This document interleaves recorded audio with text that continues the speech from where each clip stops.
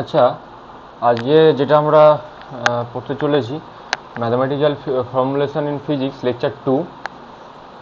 ঠিক আছে, আমরা মেনলি আজ যেগুলো পড়বো আমাদের রিমেনিং পার্ট আগের দিনের পড়ার পর যে আমরা প্রায় শেষ করে ফেলেছি, তাও কিছু দেখে নিই। যেমন ওয়াই ইকুয়াল টু যদি ই টু দি পাওয়ার এক্স এর গ্রাফ আঁকতে বলে, তাহলে কী করবো আমরা দেখবো এক্স ইকুয়াল টু জিরোতে ওয়াইয়ের মান কত পাচ্ছি, সেটা পাচ্ছি আমরা Y to the power zero equal to 1। কিন্তু যখন X to the power minus infinitive, তখন ওয়াইয়ের মানটা কত পাচ্ছি আমরা, 0, তাই না? এক্স এর মান যখন মাইনাস ইনফিনিটিভ তখন আমরা 0 পাচ্ছি। মানে কি, যখন এক্স এর মান 0 তখন ওয়াইয়ের মান 1, আর যখন এক্স এর মান মাইনাস ইনফিনিটিভ তখন ওয়াইয়ের মান 0। তাহলে কী হবে, আমরা যে দেখি যেখানে এই যে মাইনাস ইনফিনিটিভ থেকে প্রায় তাকে ইনফিনিটিভ থেকে এক্সটেন্ড করে যাচ্ছে, থেকে আমরা কোথায় চলে যেতে পারি, আমরা ওই ওয়াইয়ের দিকে চলে যাচ্ছি। এই হচ্ছে আমার লালটা হচ্ছে আমাদের Y to the power x এর গ্রাফ আমাদের। ঠিক আছে, তাহলে এই দিক বরাবর 0 হবে, আর এখানে কত হবে, যদি এটা যদি 1 হয় তাহলে এখানে এক্সট্রা 0 আসছে। তাহলে কীরকম যদি আমরা গ্রাফটা আঁকি,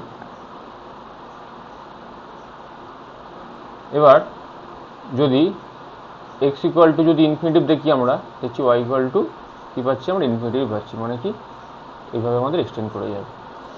কিন্তু যদি আমরা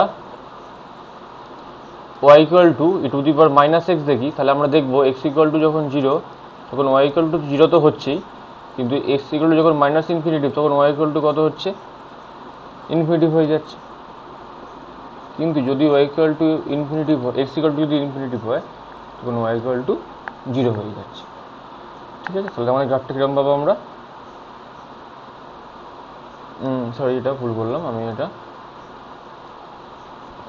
1 হবে। তাহলে আমরা গ্রাফটা পাবো এইভাবে। এটা হবে আমাদের e to the power x এর গ্রাফ, এটা হবে e to the power minus x এর গ্রাফ, এটা আমরা এখানে দেখতে পাচ্ছি। ঠিক আছে, এবার যদি এখানে আমরা দেখি লগ এক্স এর গ্রাফটা যদি একটু দেখার চেষ্টা করি আমরা, তাহলে কীরকম জিনিসটা আসবে।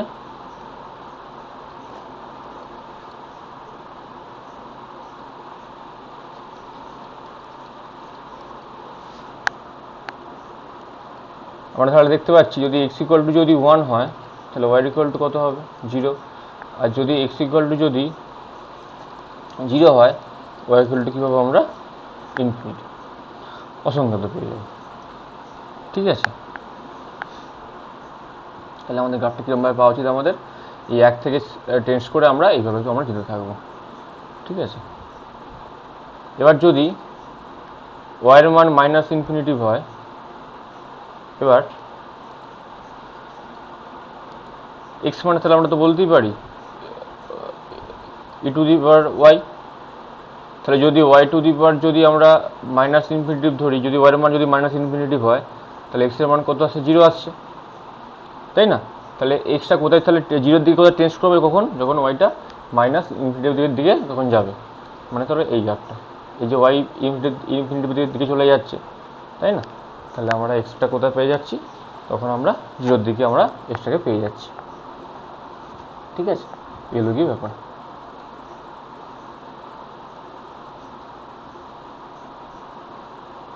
তাহলে এক্স ইকুয়াল টু 1-এ ওয়াইটা 0 পাবো আমরা, আর ইনফিনিটিভে কত পাচ্ছি আমরা, যখন আমরা মাইনাস ইনফিনিটিভ ওয়াইয়ের মানটা মানে এদিকে যাবে তখন এটা 0-র দিকে যাবে, তাহলে ঘরটা আমরা এইভাবে পাবো। আবার যখন ওয়াইটা ইনফিনিটিভ, ঠিক আছে, এইভাবে আমরা এই জিনিসটা পেতে থাকছি। লগ এক্সের গ্রাফ এটা। ঠিক আছে, এইগুলো কি আমাদের গ্রাফ, মোটামুটি এইগুলি ইম্পর্ট্যান্ট নিট পারপাসে। আর কিছু এখানে ফর্মুলা আমরা দেখিয়েছি, যেমন কনস্ট্যান্ট রুল, যদি একটা কনস্ট্যান্ট থাকে তার ডেরিভেটিভ অলওয়েজ কত হবে, 0 হবে। যদি আমরা আগের দিন দেখেছি এটা, যদি C into F function of এক্সের যদি ডেরিভেটিভ করি আমরা দেখতে পাচ্ছি কী পাচ্ছি, সি এফ ড্যাশ এক্স। ঠিক আছে, d d x power rule, d d x of x to the power এনটা কী পাচ্ছি আমরা, এনটা বাইরে বেরিয়ে চলে আসছে, x to the power n minus 1 হয়ে যাচ্ছে। সাম রুল কী বলছে, সাম রুল বলছে যখন দুটো এক্সের ফাংশনের ডেরিভেটিভ করবো আমরা, তাহলে ইন্ডিভিজুয়ালি দুখানা ডেরিভেটিভ হিসেবে হয়ে যাবে। ঠিক আছে, মানে এফ ড্যাশ এক্স প্লাস জি ড্যাশ এক্স। ডিফারেন্স রুলটা দেখে নিই, তাহলে সেম যদি দুটো ফাংশন অফ এক্সে যদি আমাদের ডিফারেন্সিয়েশন থাকে বা বিয়োগ থাকে দুটো, তখন আমরা কী বলবো এফ ড্যাশ এক্স মাইনাস জি ড্যাশ এক্স, মানে দুটো ডেরিভেটিভের বিয়োগফল হিসেবে আমরা পাবো বিষয়টা। প্রোডাক্ট রুল কী হবে, যদি যেমন প্রোডাক্ট রুল দেখি, যদি DD x of function of x into function of x of মানে জি এফ এক্স আর জি এক্স হয় যদি, তাহলে কী করে পাচ্ছি আমরা একবার এফ এক্সকে কনস্ট্যান্ট রেখে জি এক্সের ডেরিভেটিভ প্লাস জি এক্সকে কনস্ট্যান্ট রেখে এফ এক্সের ডেরিভেটিভ। ঠিক আছে, এটা ভাগের রুলটা কীভাবে পাচ্ছি আমরা, নিজেরটাকে আমাদের মানে যদি নিচে যে আছে আর কি, যদি ইউভি থাকে বা এফ এক্স এফ বাই জি থাকে, তাহলে জিকে স্কোয়ার করে দেবো, জিকে কনস্ট্যান্ট রেখে এফের ডেরিভেটিভ করবো, মাইনাস এফকে কনস্ট্যান্ট রেখে ডেরিভেটিভ করে দেবো। আর চেইন রুলটা কী বলছে দেখো, এইভাবে তোমার যদি তোমার f of g of x থাকে, তাহলে f dash g x into g dash x. ঠিক আছে, মানে যদি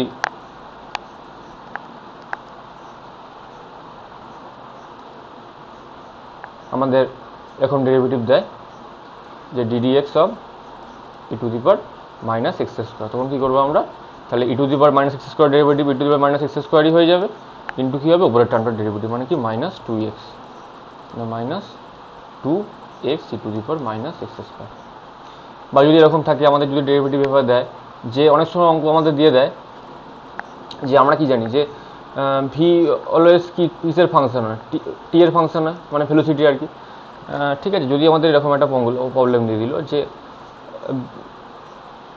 V equal to root over x into k, k এখানে কনস্ট্যান্ট, তাহলে এবার আমরা কী করে করবো, আমরা তো টি তো পাচ্ছি না, তাহলে আমরা কী করে আমরা ডেরিভেটিভ বা ইন্টিগ্রেশন করবো, তখন আমাদের করতে হবে ডিভি মানে DX DT equal to K DX, এখান থেকে করে দেবো আমরা DD x of DV into DV DX DV DT equal to KS. এবার ডিভি ডিটি মানে কী পাচ্ছি, কী পেয়ে যাবো আমরা, এ পেয়ে যাব, তাই না, আমরা এ পেয়ে যাব অ্যাক্সিলারেশন ডিএক্স ডিভি কে ডিএক্স। ঠিক আছে, এইভাবে আমরা ভাগগুলোকে করতে পারি আর কি, যে যদি কোনো রকম থাকে আর কি বিষয়টা, যে ডিডি এক্স অফ এফটি, তাহলে আমরা কী করতে পারি DDT of FT into DT DX, আমরা এইভাবে আমরা বিষয়টাকে আমরা করতে পারি। ঠিক আছে, আর কিছু রুলস আমরা দেখে নিই।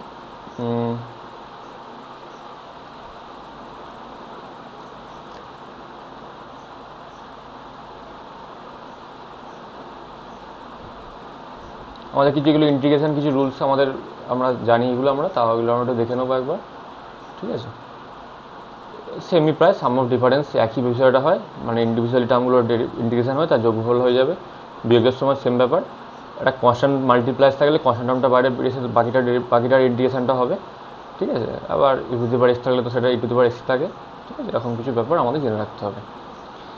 আর বাইনোমিয়াল এক্সপানশন আমাদের এই জায়গাটা একটু মনে রাখতে হবে যে কী কী আসতে পারে, যে one plus minus X to the power N equal to one plus minus N X plus N into N minus one by two factorial into X square plus N into N minus one into N minus two by three factorial X to the power cube, plus এবার চলতে থাকবে আমাদের। ঠিক আছে, এইগুলো আমাদের একটুখানি জেনে রাখতে হবে। বা ই টু দি পাওয়ার এক্সের এক্সপেনশন কী হতে পারে, লগ ওয়ান প্লাস এক্সের মানে এক্সপেনশন কী হতে পারে, সাইন থিটা বা কস থিটার কী এক্সপেনশন হতে পারে, এগুলো আমাদের জেনে রাখা উচিত একটুখানি, অঙ্ক করতে গিয়ে সুবিধা হবে।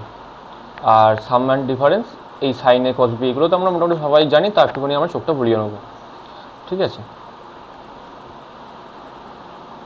যেমন আমরা এই এই এই ফর্মুলাটা আমরা তো জানি সবাই,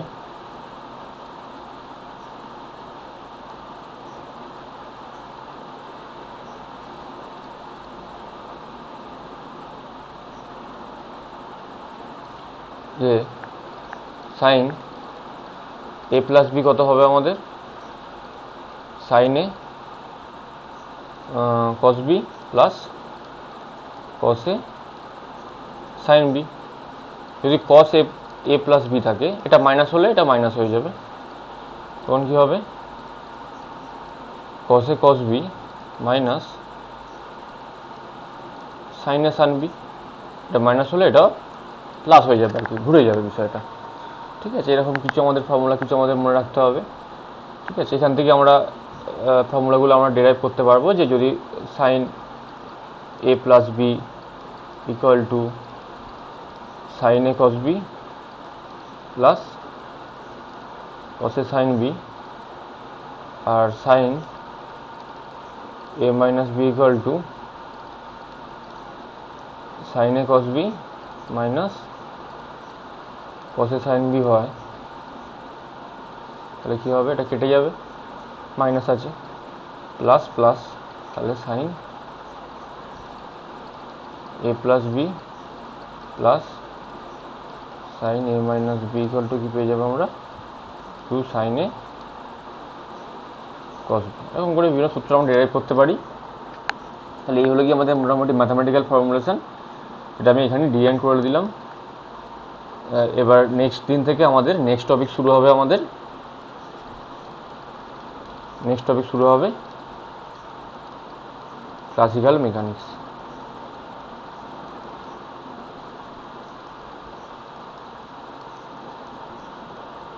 আর ইলেকট্রোডাইনামিক্স।